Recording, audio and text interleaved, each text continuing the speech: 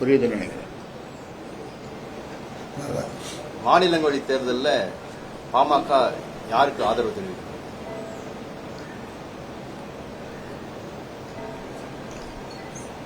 மாநில தேர்தலில் ஏன் நாங்களே கேட்கக்கூடாதா?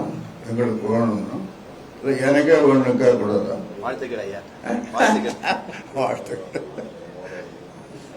இளைஞர் சங்க தலைவர் முகுந்தனுடைய நிலைப்பாடு என்ன? கட்சியில் இருக்காங்களா, ஆக்டிவேட்டா இருக்காங்களா, எப்படி இருக்காரு? அவர் அதே பொறுப்பில் இருக்காரு. ஆமா, முகுந்தன் மாநில இளைஞரணி தலைவராக நான் அங்கே அறிவிச்சுள்ளது இன்னைக்கு வரைக்கும் இருக்கிறார், தொடர்ந்து இருப்பார்.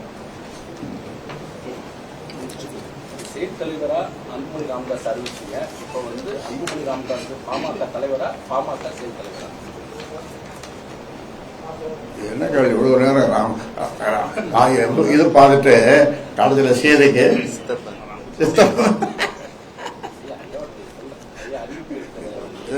சீதைக்கு சித்தப்பா விடிய விடிய ராமாயணம் பார்த்துட்டு டெல்லி பல்கலைக்கழகத்துல எஸ்சி எஸ்டி பேராசிரியர் நியமனத்துல ஓபிசி தான் இடம் கொடுக்கறது ராகுல் காந்தி வச்சிருக்காரு. டெல்லி பல்கலைக்கழகத்துல எஸ்சி எஸ்டி ஓபிசி அவங்களுக்கு பேராசிரியர் நியமனத்துக்கு தகுதி இருந்தாலும் கொடுக்கறது இல்லைன்னு ராகுல். டெல்லி பல்கலைக்கழகத்தில் எஸ்சி எஸ்டி மற்றும் ஓபிசி பணியிடங்களுக்கு பேராசிரியர்கள் நியமனம் கூடாது அப்படின்னு சொல்லியிருக்காங்களா ஐயா?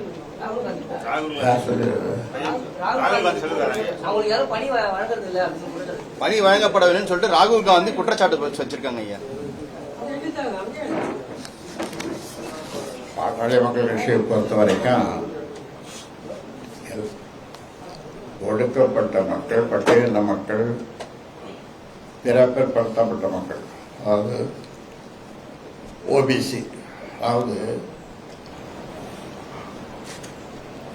உலக பேரறிஞர் அம்பேத்கர் கிட்ட கேட்கிறாங்க, நீங்க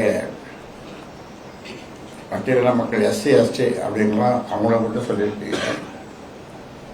அப்ப அவர் சொல்றார், மற்ற இவங்க தான் இந்த எஸ்சி எஸ்டி தான் அவர் சொல்றது பிற்படுத்தப்பட்ட மக்கள்னு சொல்றாரு.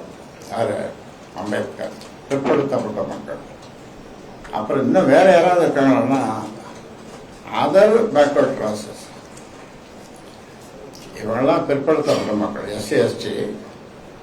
மற்றவங்க அதர் பேக்வர்ட் கிளாஸஸ், அதுதான் அதர் ஓபிசி. நாமெல்லாம் இப்போ ஓபிசி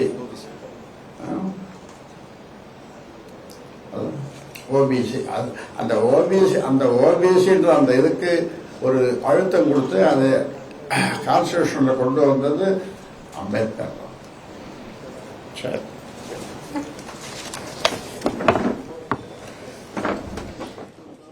பிளே ஸ்டோர் மற்றும் ஆப் ஸ்டோரில் இருந்து பாலிமர் செயலியை QR கோடு மூலம் பதிவிறக்கம் செய்யுங்கள். செய்திகளை உடனுக்குடன் பெறுங்கள்.